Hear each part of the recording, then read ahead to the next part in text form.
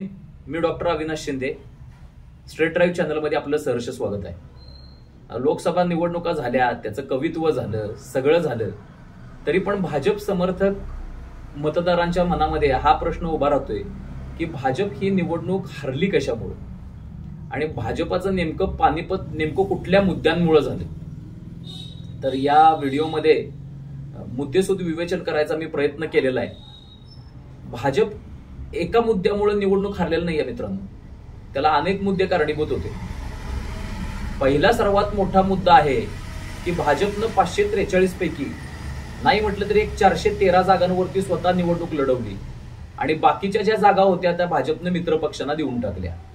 बरं, या 413 पैकी उमेदवारीचं वाटप करताना भाजपनं काय चूक केली तर 413 पैकी जवळजवळ 140 उमेदवार असे होते की जे बाहेरच्या पक्षातून आयात केलेले उमेदवार होते. आपल्याला मराठीत उसने उमेदवार असं देखील म्हणता येईल. उसन्या उमेदवारांना आणून भाजपमध्ये पावन करायचं आणि त्यांना तिकीटही देऊन टाकायची. त्यामुळे भाजपचा जो निष्ठावंत कार्यकर्ता आहे, भाजपचे जे राष्ट्रीय स्वयंसेवक संघाचे कार्यकर्ते आहेत, तर ते फार मोठ्या प्रमाणात नाराज झाले आणि ते निष्क्रिय झाले. त्यांनी त्या उमेदवारांचा प्रचारच केला नाही आणि परिणामी 141 पैकी फक्त 40 त्यांचे खासदार निवडून आले. ते दल बदलूंना त्यांनी मोठ्या प्रमाणात तिकीट दिली. त्या मोठ्या प्रमाणात तिकीट दिलेल्याचा फटका भाजपला तितक्याच मोठ्या प्रमाणात बसलेला आपल्याला दिसून येतो. भाजपचं पानिपत उत्तर प्रदेशात कशामुळे झालं ह्याच्याविषयी एक मी मागे व्हिडिओ केलेला आहे, त्याच्याविषयी मी आता काय बोलणार नाहीये. उत्तर प्रदेश, महाराष्ट्र आणि पश्चिम बंगाल या राज्यांमधून भाजपला सर्वाधिक अपेक्षा होत्या, परंतु भाजपला मनासारख्या जागा मिळवण्यासाठी अपयश आलं. उत्तर प्रदेश विषयी मी आता काय बोलणारच नाहीये, मी आता सांगितलेलं आहे. महाराष्ट्राविषयी आपण प्रथम बोलूया.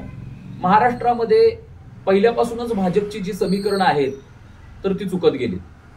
महाराष्ट्रामध्ये उद्धव बाळासाहेब ठाकरे यांचे तब्बल 40 वर खासदार महाराष्ट्रामध्ये यांनी फोडले आणि सरकार स्थापन केलं. सरकार स्थापन करताना जनतेमध्ये असा संदेश गेला की यांना कोणताही विधिनिषेध नाहीये आणि सत्तेसाठी भाजपची काँग्रेस झालेली आहे, सत्तेसाठी भाजप काहीही करू शकते. मागच्या वेळच्या पहाटेच्या शपथविधीच्या प्रश्नापासून ते सिद्ध झालंच होतं की भाजप हा सत्तेसाठी कुठच्याही थराला जाऊ शकतो आणि हा एक नॅरेटिव्ह सेट केला गेला, एक वातावरण निर्मिती केली गेली की भाजप हा कुठलीही साधनसूचिता न बाळगणारा जो आहे पक्ष आहे आणि तो सत्तेसाठी कुठच्याही थराला जाऊ शकतो.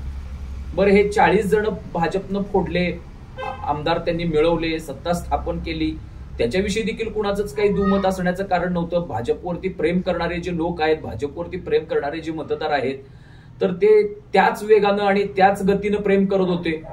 परंतु कारण काहीही नसताना एकनाथ शिंदेसारखा शिलेदार जो आहे तर तो आपल्या बरोबर असताना हिंदुत्वाच्या मुद्द्यावरती विचारधारेची एक युती झाल्यामुळं भाजपच्या नैसर्गिक फळीतला जो साक्षीदार आहे तो एकनाथ शिंदे बरोबर असताना देखील अजितदादा पवार या पूर्णपणे विरोधी विचारसरणीच्या माणसाला बरोबर घ्यायला भाजपनं जे धाडस केलं आणि ते धाडस त्यांच्या मुळाशी आलं. भाजपला काय वाटलं की शरद पवार हे मुरब्बी राजकारणी आहेत, शरद पवार हे महाराष्ट्रातल्या राजकारणामधले एक भीष्माचार्य मानले जातात आणि त्या भीष्माचार्यांनाच आपण बाणाच्या पिंजऱ्यांवरती झोपवून टाकायचं आणि जी पांडवांनी किमिया करून दाखवली होती तर ती किमिया करून दाखवायची. परंतु भाजपवाले एक गोष्ट विसरली, महाराष्ट्रातली जनता ही सहानुभूतीच्या मुद्द्यावरती मतदान करत असते मित्रांनो. मागच्या वेळेला शरद पवार हे पावसात भिजले आणि त्याच्यामुळं भाजपची गच्छंती झाली. अक्षरशः उदयनराजे यांच्यासारखा देखील उमेदवार जो आहे तर तो पोटनिवडणुकीतून पाक हद्दपार केला गेला आणि श्रीनिवास पाटील सारख्या उमेदवारानं उदयनराजेंना अस्मान दाखवलं होतं मित्रांनो. भाजपनं शरद पवार आणि अजित पवार यांच्यातल्या आपापसातल्या मतभेदाचा फायदा घेऊन भाजपनं अजित पवारांना फोडायचा प्रयत्नच करायला नको पाहिजे होता. अजितदादा पवार आणि शरद पवार यांच्यात बेबनाव चालूच होता. सुप्रिया सुळे सत्ता केंद्र असणार की अजितदादा पवार सत्ता केंद्र असणार याच्याविषयी दोन्ही कार्यकर्त्यांच्या धुसफूस चालू होती. शरद पवारांचा जो पक्ष आहे तर तो अजितदादा पवार आणि सुप्रिया सुळे यांच्यामध्ये क्लिअर कट विभागला गेला होता. अशा परिस्थितीमध्ये भाजपनं शरद पवारांच्या पासून अजितदादा पवारांना फारकत घेण्यासाठी भाग पाडायच्या ऐवजी अजितदादा पवारांना राष्ट्रवादीतच ठेवून त्यांच्यातल्या बेबनावाचा जो फायदा आहे तर तो उचलायला पाहिजे होता आणि त्यांना किंबहुना मिळाला देखील असता. परंतु भाजपनं ते न करता कालपर्यंत नरेंद्र मोदी यांनी जे आरोप केले होते आणि भ्रष्टाचाराचे आरोप केले होते आणि माजी मुख्यमंत्री देवेंद्र फडणवीस यांनी चक्की पिसिंग, अजितदादा पवार जेलमध्ये गोईंग अशा वल्गना केल्या होत्या, त्या अजितदादा पवारांना भाजपमध्ये आणून क्षणात पावन करून घेतले आणि त्याच्यामध्ये वॉशिंग मशीनचं जे वातावरण निर्मिती केली गेली विरोधी पक्षाकडून, तर त्याला जनता आपसुकच बळी पडलेली असं म्हणता येईल. बळी पडलेली आहे असं म्हणता पण येणार नाही, कारण ते जी वातावरण निर्मिती विरोधी पक्षाकडून केली गेली तर ती साहजिकच बरोबर होती मित्रांनो. कारण कालपर्यंतचे भ्रष्टाचारी असणारे, कालपर्यंतचे पैसे खाऊ असणारे, कालपर्यंतचा 70,000 कोटी रुपयाचा घोटाळा केलेले, सिंचन घोटाळा केलेले अजितदादा पवार एका क्षणामध्ये भाजपमध्ये येतात का आणि एका क्षणामध्ये पतित झालेले जे अजितदादा पवार आहेत तर ते पावन होतात, हा जो चमत्कार होता हा भाजपच्या सर्वसामान्य मतदारांना देखील दुखावणारा ठरलेला आहे मित्रांनो. आता लोकसभा निवडणुकीच्या कडून थोडंसं विधानसभा निवडणुकीकडे येऊया. विधानसभा निवडणुकीत जर भाजपला विजयी करायचा असेल त्यांच्या नेत्यांना, तर त्यांना एक रणनीती स्पष्टपणानं आखायला लागेल. सर्वप्रथम अजितदादा पवारांना त्यांच्या युतीमधून डच्चू द्यायचं धाडस दाखवायला लागणार. अजितदादा पवारांचं कुठलंही वैचारिक साधर्म्य हे भाजप बरोबर राहिलेलं नाहीये.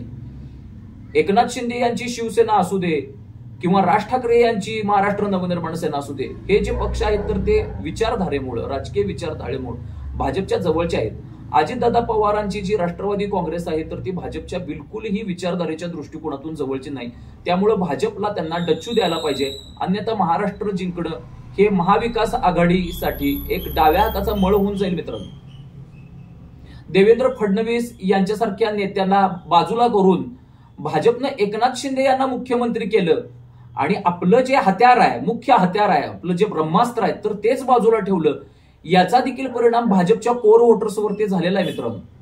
आणि त्याची परिणती जी झालेली आहे तर ती भाजपची प्रतिमा आहे तर ती बिघडवण्यासाठी झालेली आहे आणि त्याच्यामुळे मतदार वर्ग भाजपपासून महाराष्ट्रामध्ये दूर गेला. आता उद्धव ठाकरे हे भाजपमध्ये येणार, परत एनडीएचा सदस्य होणार, अशी जी काही अटकळ बाळगली जाते तर त्याचं विश्लेषण आपण करूया. उद्धव ठाकरे माझ्या मते आता परत कधीही भाजपचं तोंड बघणार नाही. उद्धव ठाकरे आणि भाजप यांच्यामधले संबंध एवढे ताणले गेलेले आहेत की ते जवळजवळ तुटलेले आहेत. असं मराठीमध्ये म्हणतात की रबर ताणला तरी चालतो, परंतु इतका देखील ताणू नये की तो तुटेल. तर भाजप आणि उद्धव ठाकरे यांच्या दरम्यानचा जो रबर आहे तर तो तुटून काही वर्ष झालेले आहेत. आता उद्धव ठाकरे परत कधी भाजपचं तोंड बघणार नाहीत. उद्धव ठाकरेंना हा आता आविष्कार झालेला आहे की आपली हिंदुत्ववादी मते फुटली तरी पण चालतील, परंतु आपल्याला तथाकथित अल्पसंख्याकांची मतं फार मोठ्या प्रमाणामध्ये मिळत आहेत.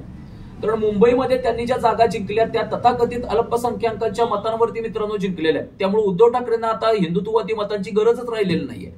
त्यामुळे भाजपशी परत घरोबा करायचा आणि परत अल्पसंख्याकांना लाथ मारायची हा जो प्रकार आहे तर तो उद्धव ठाकरे यांना परवडण्यासारखा नाही. त्यामुळे भाजपनं आता उद्धव ठाकरे यांना वजा करून आता इथून पुढचा विचार करायला लागेल. एक वेळ राज ठाकरे यांच्या महाराष्ट्र नवनिर्माण सेनेला साथी घेतलं तरी पण चालेल, परंतु अजितदादा पवार यांना त्यांनी सोडचिठ्ठी द्यायलाच पाहिजे, नाहीतर भाजपचं भवितव्य महाराष्ट्रामध्ये या विधानसभा निवडणुकांमध्ये मला अवघड वाटतं मित्रांनो. आता आपण परत लोकसभा निवडणुकीकडे वळूया. लोकसभा निवडणुकीत अत्यंत अपेक्षा असलेलं जे राज्य होतं तर ते राज्य होतं पश्चिम बंगाल. पश्चिम बंगाल हे राज्य असं होतं की जिथं भाजपचा हिंदुत्वाचा मुद्दा बऱ्यापैकी चालला होता. पश्चिम बंगालमध्ये संदेश खाली इथे हिंदू महिलांच्या वरती जे अत्याचार झाले होते आणि त्याच्यामध्ये तृणमूल काँग्रेसचा जो मुस्लिम नेता होता तर त्याच्या प्लॅनिंगनं सगळं हे पार पाडलं होतं. त्यामुळे तिथल्या जनतेमध्ये तृणमूल काँग्रेसविषयी आणि एकंदर ममता बॅनर्जींच्या कारभाराविषयी फार मोठा असंतोष होता मित्रांनो.